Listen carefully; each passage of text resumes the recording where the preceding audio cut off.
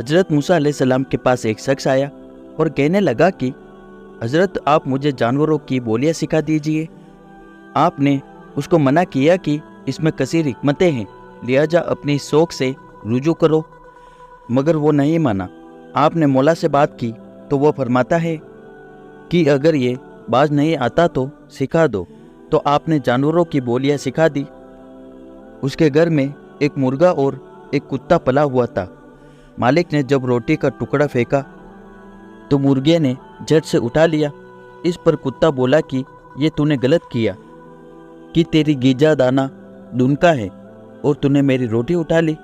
तो मुर्गा बोला, परेशान ना हो, कल मालिक का बैल मर जाएगा, वो उसे यही कहीं फेंक देगा, जितना चाहे खा लेना। मालिक ने उन दोनों की बात सुन ली और दूसरे दिन सुबह सुबह ही वो बैल को बाजार में बेच आया। दूसरे दिन कुत्ते ने कहा कि तुमने झूठ बोला और बिला वजह मुझे उम्मीद दी। तो मुर्गा कहने लगा कि मैंने झूठ नहीं कहा था। मालिक ने अक्लमंदी दिखाते हुए अपनी मुसीबत दूसरे के गले में डाल दी। खैर, कल मालिक का घोड़ा मर जाएगा, तब तुम उसे खा लेना। मालिक ने सुना और दूसरे दिन घोड़ा भी बेच आया।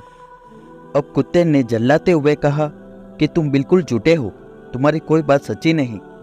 तो मुर्गा बोला कि ऐसा नहीं है, मालिक जिसको अक्लमंदी समझ रहा है वो उसकी सबसे बड़ी बेवकूफ़ी है, क्योंकि मौला ने उस पर कुछ मुसीबतें डाली थी जिसको उसके घर के जानवरों ने अपने सर पर ले लिया कि अगर वो मर जाते तो उसका फिदिया बन जाता।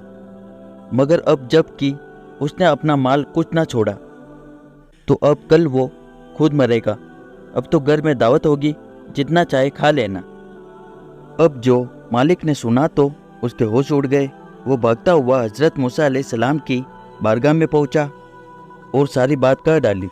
तो आप फरमाते हैं कि मैंने तो पहले ही कहा था कि जो कुछ बंदों से छिपा कर रखा गया है उसमें उनके लिए भलाई है, मगर तुम ना माने। अगर तुम उनकी बोली ना सीखते तो उन जानवरों की मौत तुम्हारी तरफ से सदका हो जाती और तुम्हारी जान बच जाती, मगर तुमने उन्हें दूर कर दिया। अब यह कजा टल नहीं सकती। कल तुम यकीनन मरोगे। और दूसरे दिन वो मर गया। वीडियो अच्छा लगा हो तो लाइक और सब्सक्राइब कर दे।